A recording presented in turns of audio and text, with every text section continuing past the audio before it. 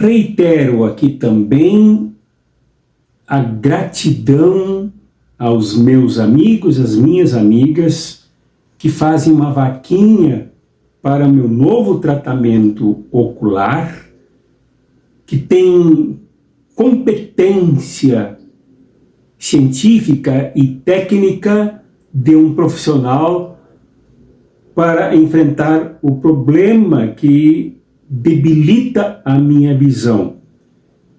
Agradeço a quem vem apoiando e solicito que todas se somem a esta campanha que é justa para ajudar a recuperação da visão desse vosso bispo, vosso companheiro, vosso lutador, que sem falsa modéstia e sem nenhuma vaidade tem uma história de lutas com e pelo nosso povo. O Pix para o depósito, contribuição de vocês, se encontra aqui embaixo nos detalhes, juntamente com o número de telefone para onde enviar o comprovante. Eu agradeço antecipadamente e aqueles e aquelas que vêm contribuindo para uma soma de quase R$25.000 no total médica do tratamento médico, com possível, inclusive, transplante da córnea direita, do olho direito. Reflitamos sobre o Evangelho deste domingo. Este Evangelho é muito importante para nós em nossos dias. Reflitamos sobre ele, lendo e com base em São Lucas, no capítulo 6, do versículo 27 ao versículo 38. Como sempre peço, leiam aí, se estiverem sozinhos, sozinhas, leiam, baixem aqui da internet, leiam. Se estiverem com alguém, leiam em voz alta, reflitam um pouquinho, orem, rezem, para refletirmos juntos logo após a vinheta, em nome do Pai, do Filho e do Espírito Santo. Amém.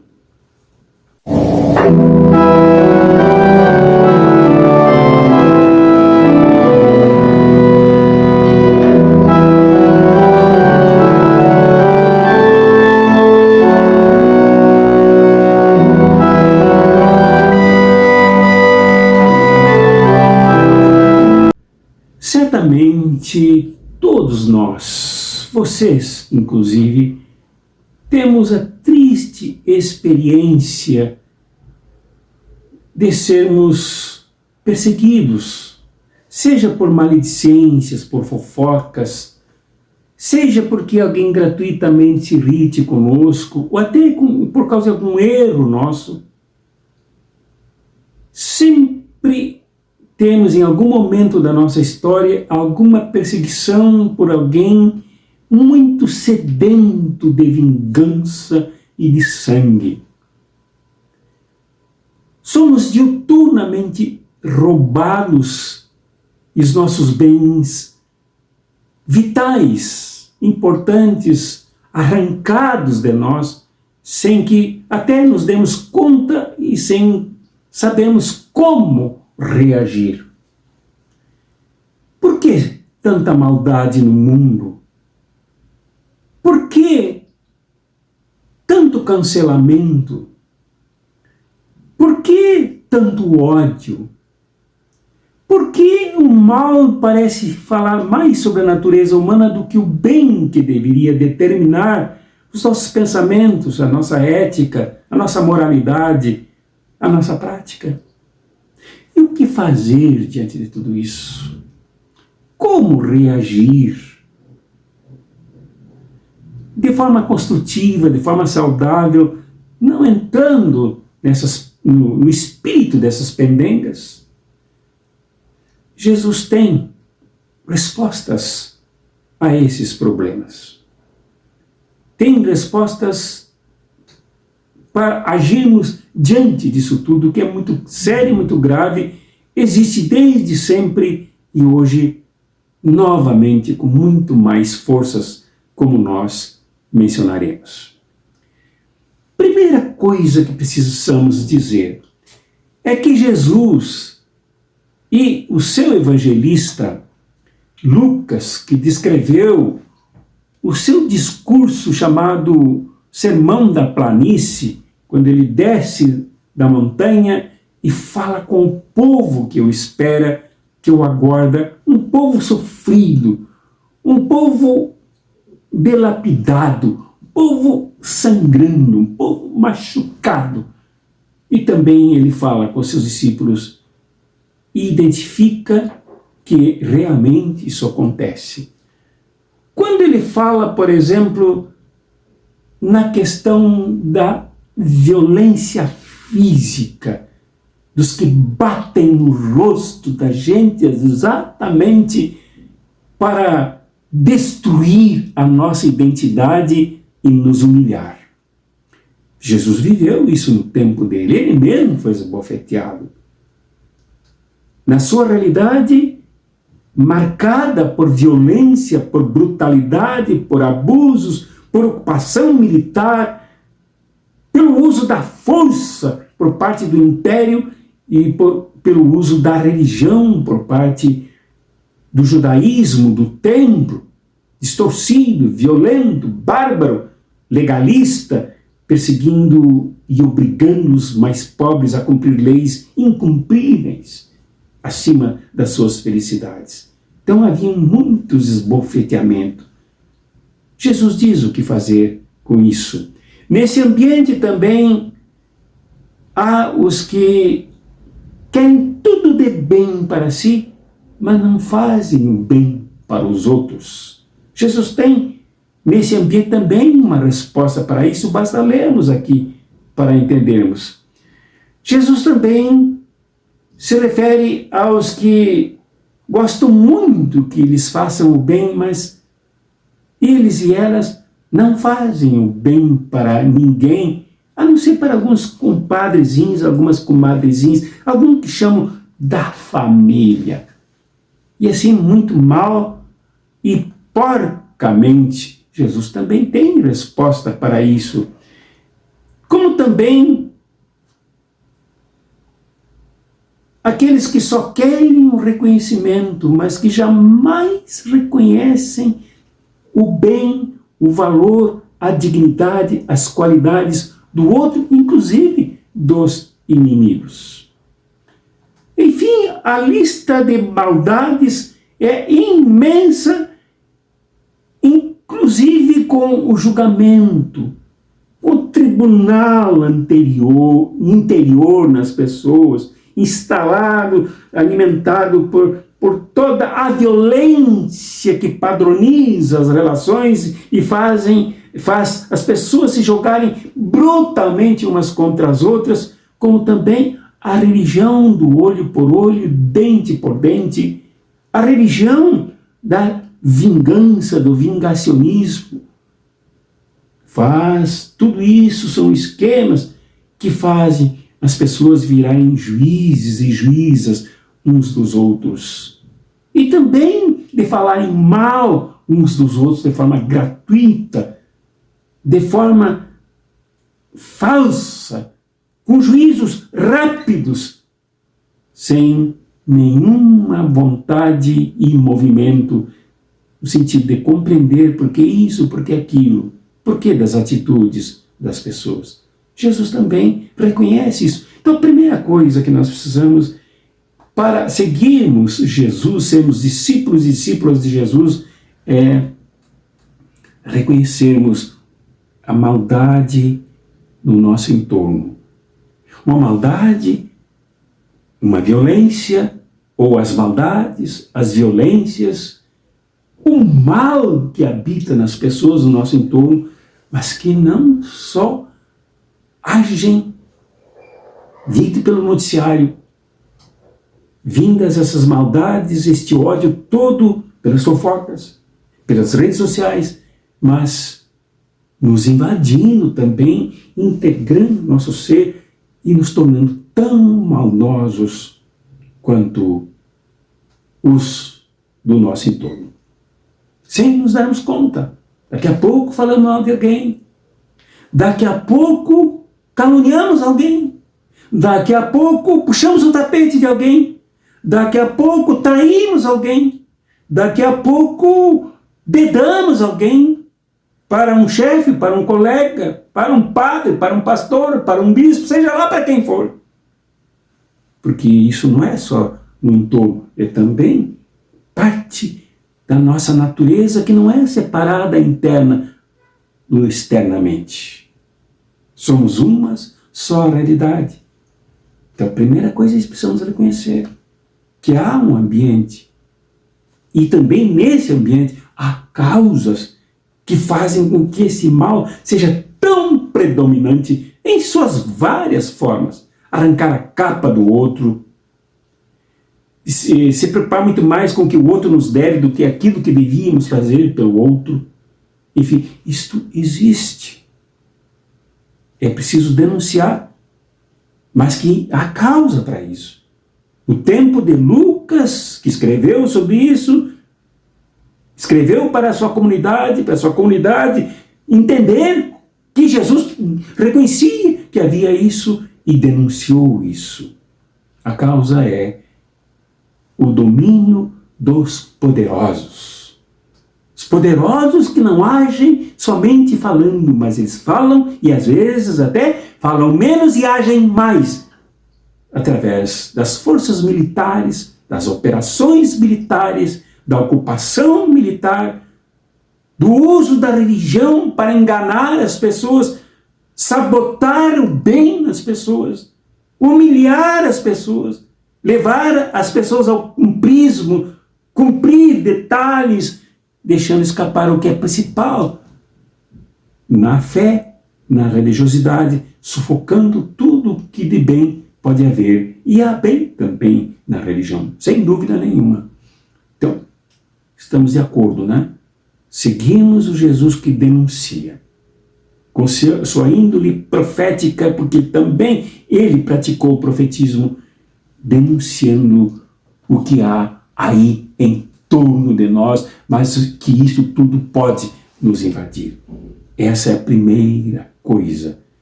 E a segunda coisa importante para concluir é que ele não quer manter os seus discípulos, o seu público, o seu movimento inteiro apático, mas como pessoas que agem.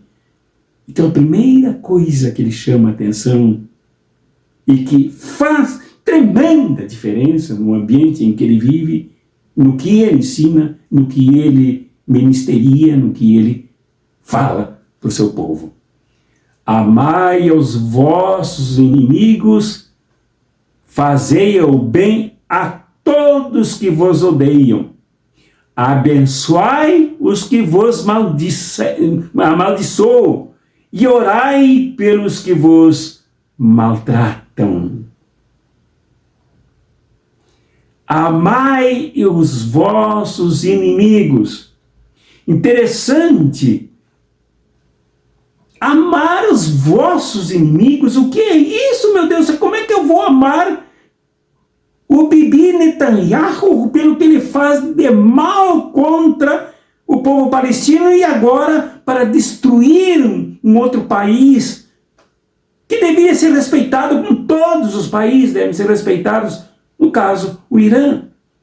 Como posso amar os terroristas no Brasil que debocharam dos atingidos pela Covid, que cortaram todos os recursos dos aposentados, das aposentadas, que galopavam, e se houvesse um segundo mandato, galopariam na destruição do SUS para destruir um mínimo de apoio do Estado à saúde pública?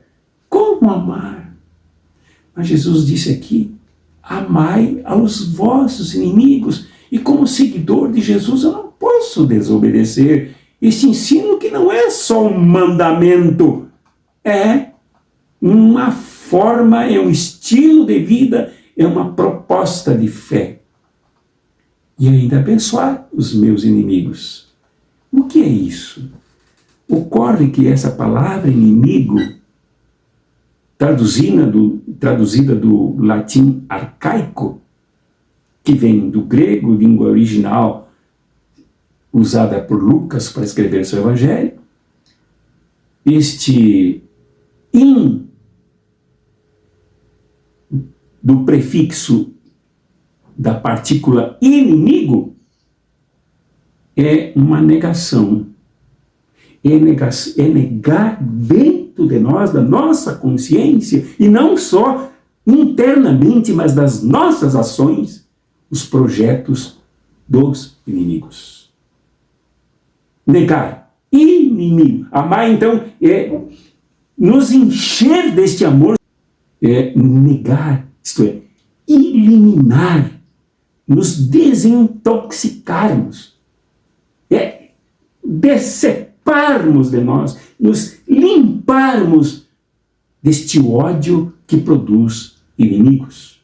Os inimigos são travados dentro de nós. Como disse um escritor brasileiro, o ódio faz mal, em primeiro lugar, a quem odeia. Então, eliminarmos este mal de dentro de nós é a proposta de Jesus. E a proposta de Jesus, ela passa por um acontecer comunitário, orgânico, como era o caso da comunidade de Lucas, que tinha que aprender a viver isso.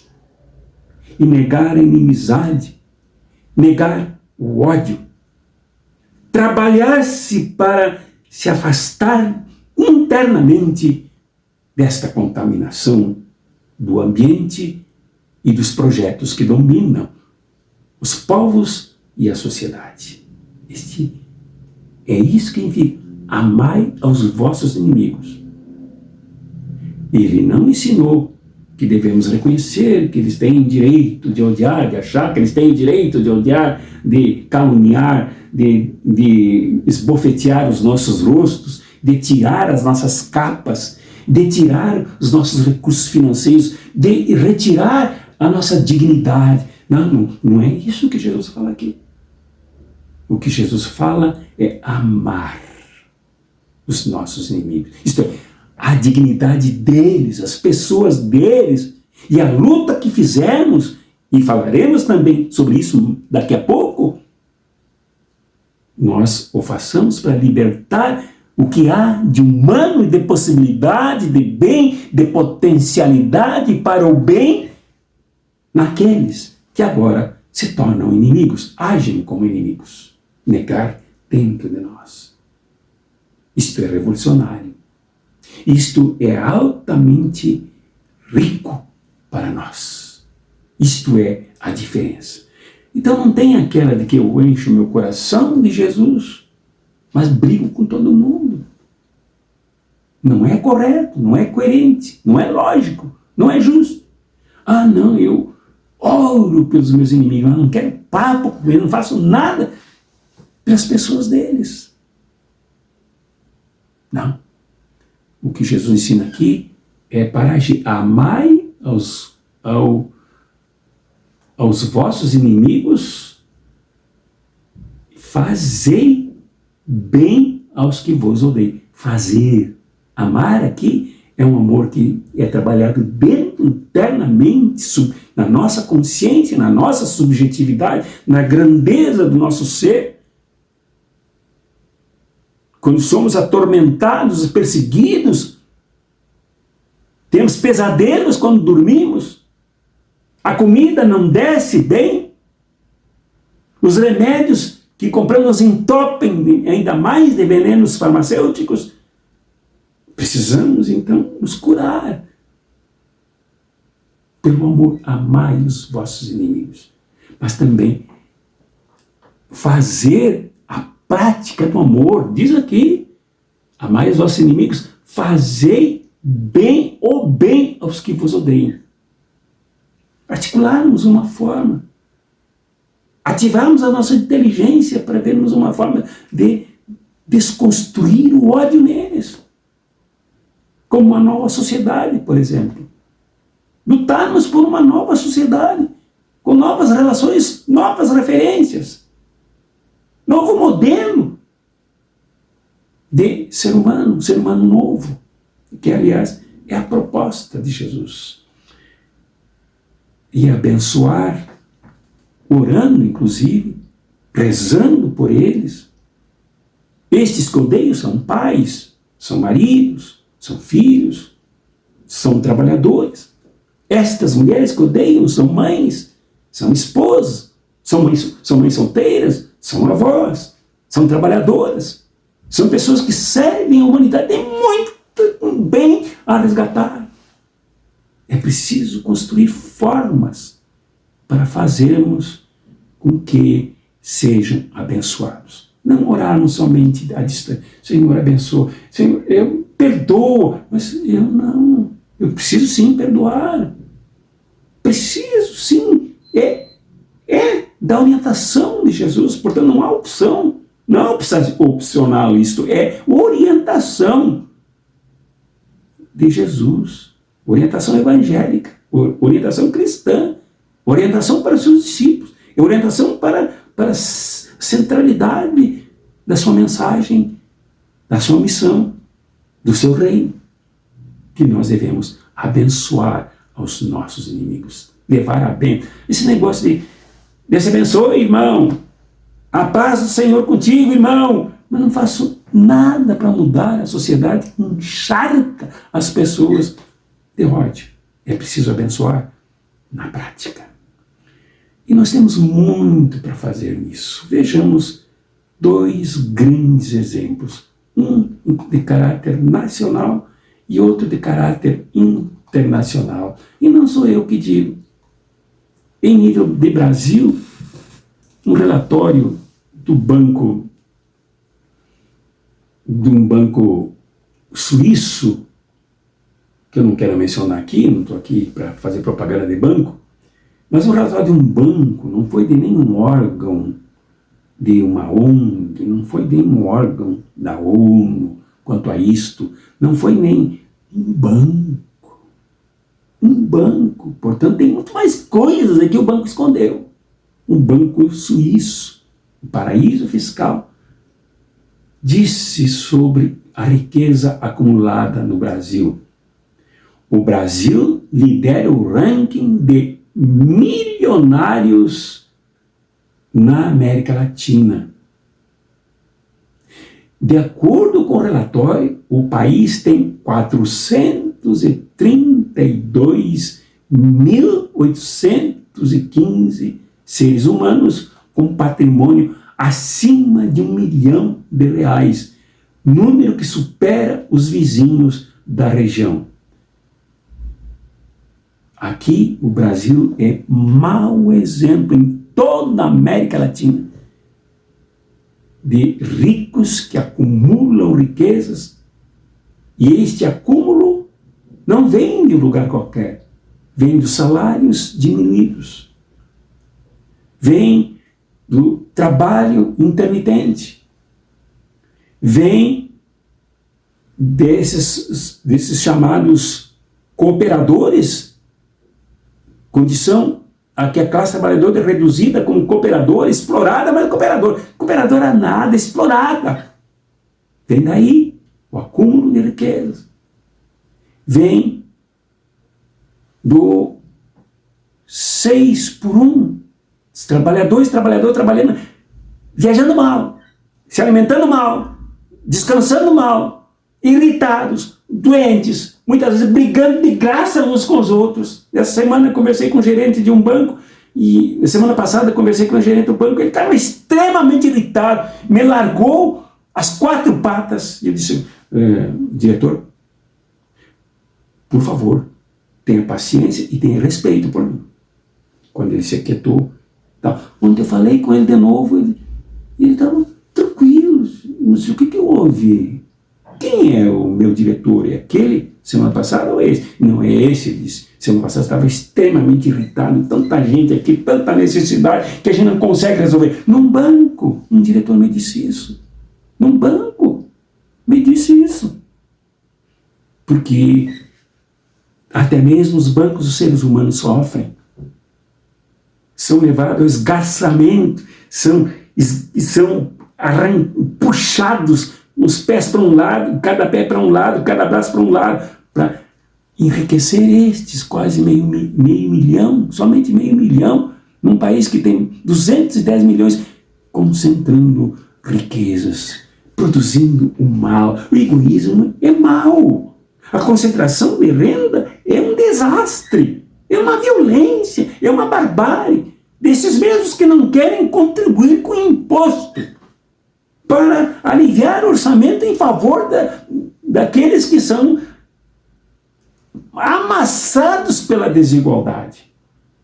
Nós vivemos nesse ambiente que torna as pessoas egoístas, torna as pessoas disputadoras gratuitas. O que importa para elas é ganhar dinheiro, até mesmo as mais médias na sociedade e as pobres também, que passam por cima de todo mundo, produzindo sangue, produzindo doenças, produzindo problemas psicológicos, produzindo guerra nas amizades e nas famílias. Este é o ambiente. Talvez muito pior do que no tempo de Jesus, com a ocupação do capital internacional que nos desgraça dessa forma. Capital internacional que ainda nesse momento já usou, mas não nesse momento não usa. Ocupação militar. No Brasil, nos desgraça desta forma.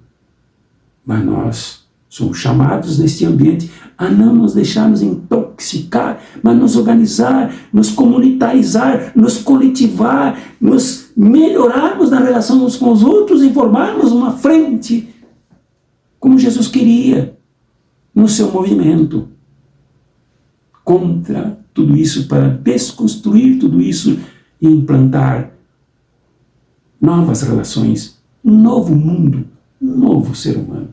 E por último, um exemplo internacional, fresquinho, saído hoje, sábado, dia 21. 72% das crianças mortas e mutiladas no mundo foram alvo de Israel. Esse Israel sionista, este Israel nazifascista, que não tem nada a ver com o Israel bíblico, nada, absolutamente nada. Com o novo Israel que descende de Jesus, não tem nada a ver. É um Israel terrorista, genocida.